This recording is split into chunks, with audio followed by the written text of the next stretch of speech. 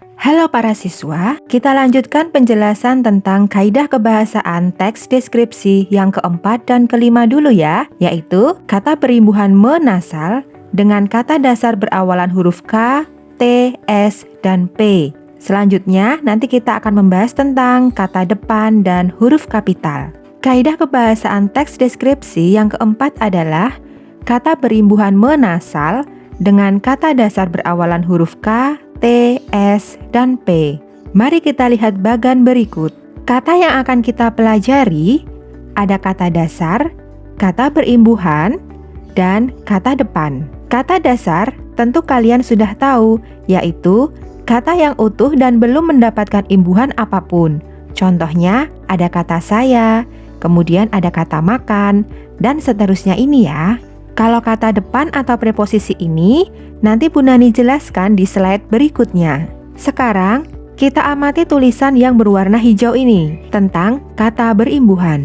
Kata berimbuhan atau disebut juga dengan afiks. Imbuhan, ada yang dihadirkan di depan kata yang disebut awalan atau prefiks, ada yang dihadirkan di belakang kata yang disebut akhiran atau sufiks, ada yang dihadirkan di depan dan di belakang kata secara bersamaan yang disebut dengan konfiks, dan ada yang dihadirkan di tengah-tengah kata yang disebut dengan sisipan atau infiks. Bu Nani akan jelaskan yang awalan menasal dulu saja sesuai judul pembahasan ini.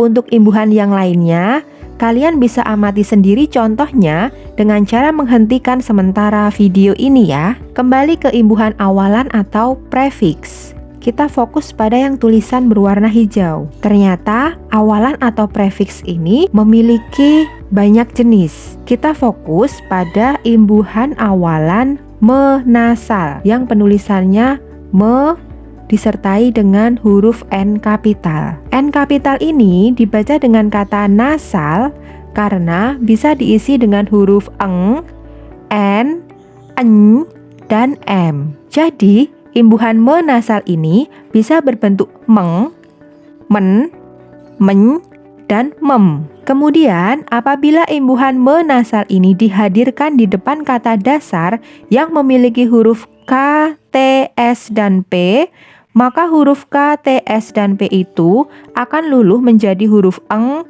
en, eny, dan em. Kita amati contoh berikut. Imbuhan meng kita hadirkan di depan kata dasar kunci yang memiliki awalan huruf K, maka kata yang terbentuk menjadi mengunci, bukan mengkunci. Huruf depan K di sini diluluhkan atau dihilangkan. Imbuhan men kita hadirkan di depan kata tulis. Kata dasar yang memiliki huruf awal T menjadi menulis, bukan mentulis. Huruf depan T di sini diluluhkan. Imbuhan men kita hadirkan pada kata sapu yang memiliki huruf awal S, maka terbentuk kata menyapu, bukan mensapu. Huruf S di sini diluluhkan. Selanjutnya, imbuhan mem kita hadirkan di depan kata pesona yang memiliki huruf awal P, maka terbentuk kata memesona, bukan mempesona. Huruf P di sini diluluhkan. Namun, pembentukan ini ada pengecualiannya untuk kata dasar yang bagian depannya ada rangkap konsonan. Misalnya, kata dasar kritik memang berawalan huruf K, namun memiliki rangkap konsonan dengan huruf R. Maka huruf K di sini tidak bisa luluh dan tetap dihadirkan menjadi kata mengkritik, bukan mengkritik. Pengecualian juga jika ada huruf yang berawalan P, tapi P di sini bukan kata dasarnya, melainkan imbuhan per. Kita lihat di sini ada imbuhan awalan per ya. Contoh, kata dasar luas sudah dapat imbuhan per menjadi perluas. Nah, ingin ditambahkan lagi imbuhan menasal, maka tetap terbentuk kata memperluas, bukan memeluas. Karena Per di sini bukan awal huruf dari kata dasar, melainkan awal huruf sebuah imbuhan. Jadi, kalau sama-sama imbuhan, tidak luluh ya. Kaidah kebahasaan teks deskripsi yang kelima adalah kata depan dan huruf kapital. Kata depan yang sering kita gunakan dalam menulis teks deskripsi adalah di, ke, dan dari. Kita harus bisa membedakan penulisan kata depan dengan imbuhan di dan ke ini. Penulisan imbuhan pasti dirangkai dengan kata dasarnya karena tidak menunjukkan arah atau tempat. Contohnya, kata bawa mendapat imbuhan di, maka penulisannya dirangkai seperti ini. Begitupun dengan kata satu mendapat imbuhan ke menjadi ke satu dengan penulisan dirangkai. Kalau penulisan kata depan pasti dipisah dengan kata dasarnya karena menunjukkan arah dan tempat. Seperti ini contoh yang menunjukkan arah: di atas, ke bawah, dari samping, dari barat, ke timur, di dalam, ke sana, ke tengah.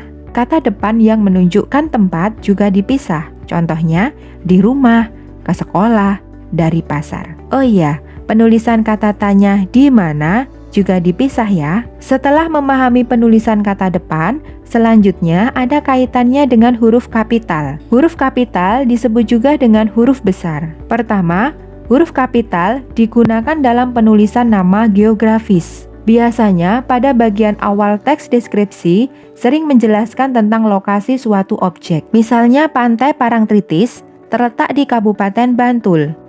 Kata depan di sini menunjukkan tempat yang sudah memiliki nama, yaitu Kabupaten Bantul.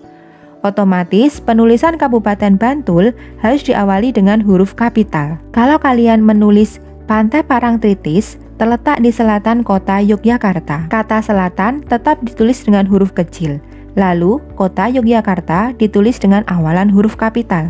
Kedua, huruf kapital digunakan untuk nama bangunan. Misalnya, rumahku terletak di dekat Musola Al-Ikhlas. Kata musola harus ditulis kapital juga. Namun, kalau kita menulis rumahku terletak di dekat musola, musola tanpa ada namanya, maka kata musola tetap ditulis huruf kecil. Ketiga, huruf kapital digunakan untuk menulis nama orang dan nama hewan peliharaan. Contohnya, ibuku bernama Sahaja Arsetik. Huruf S dan A di sini kita tulis huruf kapital. Contoh lainnya, kelinciku bernama Bagas. Huruf B juga ditulis dengan huruf kapital. Keempat, tentunya huruf kapital selalu kita pakai setiap penulisan awal kalimat. Nah, semoga kalian memahami penjelasan Bu Nani ya.